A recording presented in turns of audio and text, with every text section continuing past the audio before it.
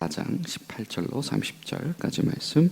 주의 성령이 내게 임하셨으니 이는 가난한 자에게 복음을 전하게 하시려고 내게 기름을 부으시고 나를 보내사 포로된 자에게 자유를, 눈먼 자에게 다시 보게 함을 전파하여 눌린 자를 자유롭게 하고 주의 은혜의 해를 전파하게 하려 하심이라 하였더라. 책을 덮어 그 맡은 자에게 주시고 앉으시니 해당에 있는 자들이 다 주목하여 보더라. 이에 예수께서 그들에게 말씀하시되 이 글이 오늘 너희 귀에 응하였느니라 하시니 그들이 다 그를 증언하고 그 입으로 나오는 바 은혜로운 말을 놀랍게 여겨 이르되 이 사람이 요셉의 아들이 아니냐. 예수께서 그들에게 이르시되 너희가 반드시 의사야 너 자신을 고치라 하는 속담을 인용하여 내게 말하기를 우리가 들은 바 가버나움에서 행한 일을 내 고향 여기서도 행하리라 하니라. 또 이르시되 내가 진실로 너희에게 이르노니 선지자가 고향에서는 환영을 받는 자가 없느니라. 내가 참으로 너희에게 이르노니 엘리야 시대엔 하늘이 3년 6개월간 닫히어 온 땅에 큰 흉년이 들었을 때에 이스라엘에 많은 과부가 있었을 때 엘리야가 그중 한 사람에게도 보내심을 받지 않고 오직 시돈 땅에 있는 사렙다의 한 과부에게 뿐이었으며 선지자 엘리사 때에 이스라엘에 많은 나병 환자가 있었을 때 그 중에 한 사람도 깨끗함을 얻지 못하고 오직 수리아 사람 나아만 뿐이었느니라. 회당에 있는 자들이 이것을 듣고 다 크게 화가 나서 일어나 동네 밖으로 쫓아내어 그 동네가 건설된 산 낭떠러지까지 끌고 가서 밀쳐 떨어뜨리고자 하되 예수께서 그들 가운데로 지나서 가시니라. 아멘. 오늘도 저 여러분의 이 전도자로 부르심의 소망 가운데 하나님께서 확신 주시기를 간절히 소망합니다. 우리가 전도자로 살아간다라고 하는 것은 때로는 고정관념이나 편견 아니면 생각의 이 차이를 넘어서야 하는 부르심일 때가 있습니다. 로마서 1장에서 사도 바울이 이렇게 고백을 합니다. 먼저는 유대인에게요, 다음으로는 헬라인에게로다. 먼저는 유대인에게로라고 할 때에 그 유대인들을 향한 하나님의 마음을 우리가 어떤 각도에서 품을 것인가. 그리고 그 다음은 헬라인에게로다라고 할 때 헬라인들을 향하여서도 나아가는 주의 은혜를 바라보는 것. 그 다음에 우리에게 와졌다라고 하는 것을 바라보는 것. 여러분 짧은 이 한 구절이지만 사실은 똑같이 하나님의 은혜 앞에 부르심을 받은 사람들에게 많은 각도의 생각을 하게 만드는 바로 그러한 성경 구절일 것입니다. 한 가지 확실한 것은 하나님은 모두에게나 신실하신 하나님이시다라고 하는 것이죠. 하나님은 유대인들에게도 하나님이 되시는 것이고 하나님은 헬라인들에게도 하나님이 되십니다. 그러나 정작 그 은혜를 받아들이는 사람들은 유대인들이 받아들인 은혜와 헬라인들이 받아들인 은혜가 다를 수가 있다라고 하는 것입니다. 소위 사도 바울로 우리가 대표되는 이 교회 공동체의 특징을 우리가 말한다라고 한다면 이방인 기독교인 공동체입니다. 그런데 여러분 잘 생각해 보면 이 이방인 기독교의 공동체들은 이 삼중의 박해의 직면에 있었던 사람들입니다. 두 가지는 유대교 기독교인들과 똑같지요. 로마로서부터의 박해인 것이고 두 번째는 정통 유대교들로부터의 박해인 것이고 우리가 어저께 나눴던 것처럼 그리고 세 번째는 무엇이냐면 우리가 사도행전에서도 볼 수 있고 바울 서신들 곳곳에서 볼 수 있지만 유대 출신 유대 지역의 기독교인들로부터의 박해도 사실상 존재했었다라고 하는 것입니다. 예를 들면 사도행전 20장, 23장을 보면 이 유대인들 무리들 중에 사도 바울을 배신자로 낙인 찍고 그를 죽이기로 작정해서 식음을 전폐한 무리들이 적지가 않았지요.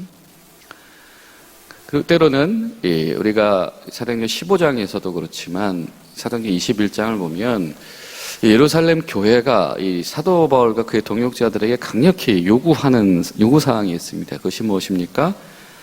유대교적인 옛 규례, 율법의 규례들을 전부 다 이수해라, 수행해라.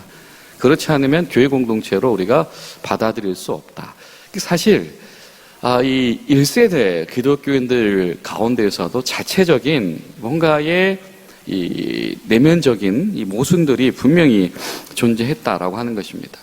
이 예루살렘 지역에 있었던 유대 출신의 기독교인들에게는 이 특별한 부르심이 임했죠. 바로 예수님의 제자로 부름받은 것입니다. 교회로 부름받은 것입니다. 그런데 그럼에도 불구하고 그들 스스로 남아있는 인색함들은 여전히 그대로였다. 기독교인이 되었지만 그들이 본질적으로 가지고 있었던 때론 그 마음들, 우리가 지켜온 이 전통과 그런 것들을 고수하고 내가 살아왔을 때부터 성실히 이행했던 것을 포기하지 못하는 마음들, 이런 것들이 이 이방 출신의 배경을 가지고 있는 기독교인들을 포용하지 못하게 만드는, 그들을 포용하는데 장벽으로 작용이 되어졌다라고 하는 것이죠.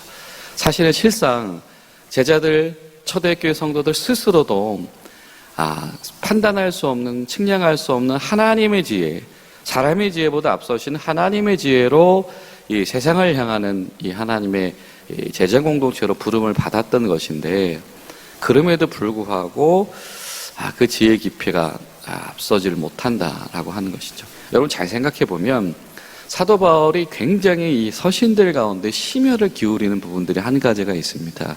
그것은 뭐냐면 이단들의 공격이죠. 특별히 영지주의, 팽배해 있는 영지주의 때문에 예수님의 그리스도 되심을 오해하는 이들이 너무 많았다라고 하는 것입니다. 근데 그와 동시에 사도 바울 서신의 곳곳에서 스며있는 염려는 무엇이냐면 유대주의로 회귀하려고 하는 이 움직임들이 교회 공동체 가운데 있었다라고 하는 겁니다. 그래서 율법주의로 돌아가려고 하는 경향들도 있었고, 그런 어려움들이 이 사도 바울과 그의 동역자들 가운데 분명히 있었다라고 하는 것입니다. 때론 성경에서 이방인들을 받아들이지 못하는 문제들이 그대로 우리에게 증언이 되어집니다. 이 아나니아라고 하는 중재자가 나서지 않으면은 이것이 교회 가운데 용납되기가 쉽지 않았다, 이런 것들이 많이 있죠. 여러분 어떠십니까? 우리 교회 공동체 가운데서 우리가 때론 성도로, 때론 직분자로, 때론 사명자로 우리가 살아가고 있는데요. 우리도 모르게 가지고 있는 어떤 편견들이 있을 수가 있으며, 그리고 우리가 세워놓은 이 마음의 장벽들이 있을 수가 있습니다. 근데 그것이 똑같은 제자요, 예수님의 사람으로서의 이 본질적인 부르심을 가로막는 장애가 되지 않는지를 잘 점검해야 됩니다. 오늘 우리가 읽은 본문은 이 누가복음에서 최초로 소개하는 예수님의 설교이죠. 소위 이 나사렛 회당에서 예수님께서 사람들에게 설교를 하신 내용입니다. 근데 사실상 이 두 편의 설교를 하고 계세요. 전반부는 무엇입니까? 이 회당에 모여있던 유대인들이 환영합니다. 그렇죠. 너무 좋아합니다. 무엇입니까? 하나님의 영이 임하시면 그때 무엇이 임한다? 은혜해, 희년해가 선포되어진다. 그래서 그때는 어떤 일들이 펼쳐지느냐? 포로된 자에게 자유가 주어지며, 눈먼 자에게 다시 보게 됨을 전파되어지며, 억눌린 자에게 자유롭게 되어짐이 그때는 다 하나님 가운데서 드러나게 될 것이다 라고 하는 것입니다. 그러니까 유대인들이 너무 좋다. 그렇지, 오늘 말씀 보니까 회당에 있었던 이들이 너무 환영했다라고 하는 것이죠. 그런데 예수님께서 이 이사야의 말씀을 설교하신 이후에 이번에 계속해서 설교를 하시면서 이번 11개의 말씀들을 인용을 하십니다. 무슨 말씀을 하십니까? 그런데 하나님께서 때로는 은혜를 누구에게 주신다? 이방인들에게 주신다. 가뭄의 때에 하나님께서 엘리야를 이 동족들에게 보내지 아니하시고 이방 땅에 거하는 이들에게 보내셔서 그 가뭄의 때에 구원하게 하셨다라고 하는 것. 또 하나님께서 엘리사를 통하여서 저 수리아 사람 나아만을 치료하시고 이 다른 이들 가운데에서는 그를 향하지 않으셨다. 하나님께서는 유대인들을 내버려 두시고 마땅히 사랑받을 거라고 자처하는 이들을 내버려 두시고 저들을 하나님께서 사랑하신다 라고 하는 설교를 여기까지만 했는데, 좀 전에 예수님의 이 설교에 환호하던 사람들이 어떻게 합니까? 절벽에서 밀어 죽이자. 그러고 지금 예수님 앞에 화를 내고 있다 나가는 것이 오늘 말씀 속에 소개되어지고 있습니다. 하나님의 영이 하나님의 때가 되어졌을 때 모든 억눌린 자들에게 임하게 되어지는 하나님의 구원의 해. 그런데 이것이 나아가서 이방인들에게도 분명히 미친다라고 하는 것인데, 그런데 이것을 받아들이지 못한다라고 하는 것. 하나님의 관심은 무엇이냐면 소외된 자들이다. 이스라엘 내에서 소외된 자, 자유하지 못한 자, 억눌린 자, 병든 자들, 그 사람들은 주님께서 반드시 살려내길 원하신다. 그런데 또 하나님 보시기에는 그 관점에서도 소외되는 자들, 이스라엘에서 소외된 자에 들지 못하는 그들조차도 하나님은 초대를 하신다라고 하는 것인데요.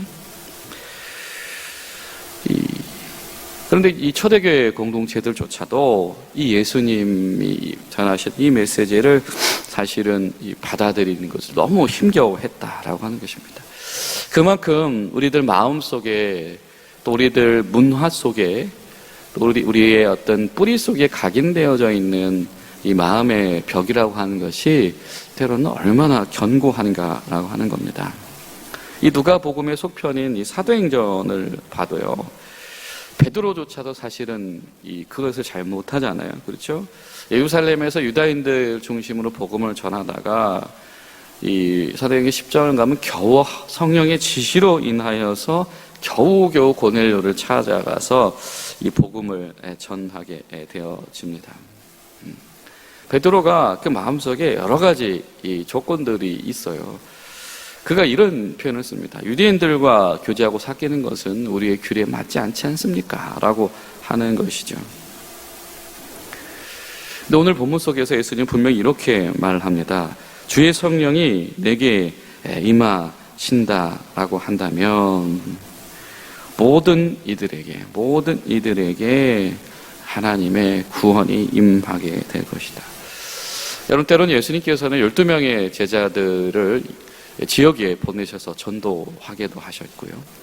때로는 더 많은 70명의 제자들을 더 멀리 보내시기도 하시고 사마리아 지역까지도 나아가게 하셨다라고 하는 것입니다. 예수님께서 나사렛에서는 환대받지 못하였을 때 이 가버나움으로 가셨고, 또 가버나움에서 환대받지 못하셨을 때는 또 다른 곳으로 가셨고, 주의 복음이 한 군데에서만 머무는 것을 주님께서는 원하시지 않으셨다라고 하는 것이죠. 여러분, 사실 우리가 누가복음 14장을 보면 이 큰 잔치의 비유가 나오는데요, 오늘 말씀과도 맥락이 비슷합니다. 주인이 큰 잔치를 열어서 사람들을 초대했더니 사람들이 핑계하면서 그 잔치에 관심을 두지 않습니다. 뭐 밭을 사서요, 아니면 우리 가축 때문에요, 지금, 아니면 무슨 결혼식이 있어서 이런저런 이유를 댑니다. 그랬더니 뭐라고 얘기하냐면, 저 나아가서 큰 동네, 큰 이 골목과 길거리에 나아가서 사람들을 초대해라. 온 가난한 자, 온갖 몸의 신체 어려움 당한 자, 눈먼 자, 다리 저린 자를 다 초대해라. 그리고 이어서 어떤 표현이 등장을 하냐면, 더 나아가서 큰 길과 울타리 밖에 나아가서도 초대해라 라고 하는 것이죠. 우리 안에 소외된 사람들이라고 하는 그 관점도 넘어서는, 우리 안에 소외된 사람들을 넘어서는 그 밖의 사람들도 초대해라 라고 하는 것, 이것이 예수님께서 말씀하시는 천국 비유이다 라고 하는 겁니다. 여러분, 우리가 바로 그 은혜에 우리가 집중할 때에 우리 교회가 한 단계 더 성숙하게 될 줄로 믿습니다. 여러분, 우리 이 선교 역사 가운데에서도 정말 놀라운 일들이 있습니다.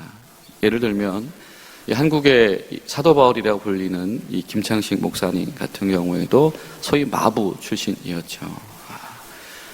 그랬던 그가 예수님을 배교하지 않는다라고 한 이유로 감옥에 투옥되기도 하였고, 또 그런 마음들이 존경을 받아서 그 험난한 일제의 박해 속에서도 전국에 125개의 교회를 개척합니다. 그래서 김장식 목사님을 한국의 사도 바울이다 이렇게 부르기도 하죠. 그리고 그 유명한 이 헤이그 특사 사건에 이준 열사가 그 임무를 수행하기 위해서 이 고종의 친서를 가지고 마지막 이 출국 준비를 할 때에 이 을사늑약이 펼쳐졌던 이 중명전에 나아가서 한 목사님에게 마지막으로 안수기도를 받고 출발을 합니다. 이준 열사는 대한민국의 1세대 법조인이고 양반 집안 출신이었죠. 그랬는데 그에게 안수했던 이가 누구냐면 고아이자 이 숫장수 집안의 아들이었던 전덕기 목사님입니다. 나중에 상동교회 담임 목사님이 되셨죠. 그런 명망 있는 집안의 이 독립투사가 법조인이 정말 사활을 건 이 사명을 가지고 안수기도를 받을 누구 앞에 무릎 꿇었냐면 천민이라고 여겨졌던 숫장수 집안의 목사에게 무릎 꿇고 안수기도를 받고 출발을 했다라고 하는 것이죠. 그리고 지난 우리 1:1 제자 양육 팀들이 양화진을 방문했을 때 소개받은 이 선교사님의 무덤 중에 이 무어 선교사님의 무덤이 있습니다. 그 스토리는 이 백정 집안인 이 박성춘이라고 하는 이 장로님 집안의 이야기와 맞닿아 있습니다. 이 무어 선교사님이 이 학당을 세웁니다. 그때에 이 백정 집안에 있었던 이 박성춘이라고 한 분이 자신의 아들에게 이렇게 말합니다. 야, 너라도 신식학문을 배워서 출세라는 걸 좀 해봤으면 좋겠다. 지금 세상이 변하는 것 같은데. 그래서 이제 학교를 이렇게 보내는데요. 근데 하나만은 금지했었다라고 하는 겁니다. 뭐냐면 교회 나가서 예배 출석하는 건 절대 안 된다. 혹시라도 이 서양 귀신 쓰일까봐 그것을 반대했었다라고 하는 것이죠. 근데 그러다가 본인이 어느 날 이 서울을 강타했더니 콜레라에 감염이 되어집니다. 무슨 수를 써도 낫지 않는 것이죠. 그래서 심지어는 무당을 불러다가 구슬해도 이러다 죽겠구나 그러고 있었는데 어느 날 이 무어 선교사님이 당시에 고종의 주치의였던 제중원의 에비슨 선교사님을 동반해서 같이 왕진을 소위 온 것입니다. 그래서 그분의 도움으로 그 병을 극복을 할 수 있었지요. 그때에 이분의 마음이 녹아내립니다. 아니 아무리 그래도 그렇지 어떻게 나한테 이렇게 와줬을까라고 하는 것이죠. 그래서 그 순간부터 예수님을 믿기로 마음에 결심을 하고 그의 아들이 교회에 출석하는 것을 허락하게 되어집니다. 그리고 본인은 세례받고 세례의 교인이 되어지고 그리고 이 1911년에 이 승동교회, 인사동에 있는 교회의 초대 장로 중에 한 분이 됩니다. 자, 그런데요, 이 장로가 되는 과정에 여러분 히스토리가 있습니다. 뭐냐면 이 박성춘이라고 하는 분이 회심하고 교인이 되고 나니까 백정분들이 그 교회에 출석을 하기 시작을 하는 거예요. 근데 원래 이 곤단골 교회는 한 20여 명이 양반들이 모이던 교회였던 것이죠. 그러니까 이 백정들이 많아지니까 이 양반들이 그것을 견디지 못하고 그냥 다 나가버립니다. 그리고 새로운 교회를 창립했습니다. 그런데 어느 날 이 백정분들이 모여있던 이 곤단골 교회가 화재가 나가서 전소가 되어졌을 때에 하나님께서 그분들의 마음을 어떻게 이끄셨는지 그들이 교회를 나갔던 분들이 이 불난 교회, 백정들 교회 출신 성도들을 다 초청하고 끌어안습니다. 그래서 그 합쳐진 교회가 바로 성동교회의 전신입니다. 그랬는데 그렇게 합쳐진 교회의 초대 장로에 그 백정 출신의 이 박상춘 성도님이 이 초대 장로님으로 세워지고 나중에는 노회 임원이 되어지면서 교회 지도자로 되어집니다. 그리고 이 선교사님과 이 학교의 교사들의 도움을 받아서 이때 시도되어졌던 것들이 이 시절에 바로 백정 차별 철폐 제도를 추진했던 것이고 실제로 이 내각 대신이었던 6.1준 이것을 허가하고 선포하면서 공식적으로 이 백정들의 차별에 대한 부분들을 해소하기 위한 노력이 시작이 되어졌고요. 여러분 놀랍지 않습니까? 사실상 갑오개혁 이후로 이 조선사회 속에서 이 신분제라고 하는 것이 폐지되었지만 명분상으로는 실질적으로 삶 속에서는 그런 변화들이 미미하게 일어났었다라고 하는 것이죠. 그런데 그것에 어떤 파격적인 이 변화가 일어났던 현장이 어디냐면 바로 전도의 현장, 선교 현장, 교회가 세워지고 또 다른 교회가 세워지고 교회가 합쳐지고 교회가 일꾼을 세워지는 그 과정 가운데서 제도가 하지 못했던 신분을 넘어서는 일들이 야곱교회 1세대 가운데 일어났었다라고 하는 것입니다. 결국에는 그 장로님의 아들은 우리 연세의 전신이죠. 세브란스 의학교 1기 졸업생이 됩니다. 그러니까 국내에서 배출된 1세대 의사가 된 것이죠. 놀라운 일들이 바로 그 안에 일어났고요. 결국 그는 이 대한국민의 일원으로 항일운동하면서 이 독립군의 1호 군의관이 됩니다. 그런 일이 바로 이 선교 현장, 이 교회가 세워지고 사람을 세운 현장 가운데서 있었다라고 하는 것이죠. 오늘 말씀 속에서 사실은 예수님께서 우리에게 그런 비전을 도전하십니다. 당장은 이 말에 환호하고 저 말에 분노할 수밖에 없는 이들을 향하여서 하나님이 원하신 뜻이 무엇인지, 하나님의 영이 임하실 때 하나님의 마음이 무엇인지, 사도행전 역사를 통하여서 사도 바울과 그의 동역자들을 품지 못하여서 결국에는 이 사도 바울을 유대 지역에 있었던 유대교 공동체들이 핍박하는 바람에 사실은 사도 바울이 아주 굉장히 궁지에 몰리게 되어졌고 로마로 압송되게 되어졌고 또 그때 마침 이 네로 황제가 이 폭정을 하게 되어지면서 교회가 어려움을 많이 당했었지요. 여러분 그런데 하나님께서 일하시는 방법은 무엇입니까? 그랬던 예루살렘을 하나님께서 전쟁으로 뒤집어 엎어 놓으셨을 때에 사실은 그때 교회의 생명을 굉장히 강력하게 이 드라이브 해 나갔던 것은 이방인 교회 공동체들이었다라고 하는 것이죠. 우리가 하나님의 지혜를 넘을 수 없는 줄로 믿습니다. 그리고 하나님의 지혜는 우리의 모든 것을 덮으시고도 남으실 줄로 믿습니다. 우리가 같은 마음으로 기도할 것이 한 가지가 있다라고 한다면 하나님, 우리가 주의 영에 충만해서 우리가 생각의 차에 마음의 벽을 넘어서는 전도자들이 되게 하여 주시옵소서. 우리 교회 가운데 이 장벽을 넘어선 역사들이 쉬지 않고 일어나게 도와주시옵소서. 기도하며 나아가는 우리 모두가 될 수 있기를 간절히 소망합니다.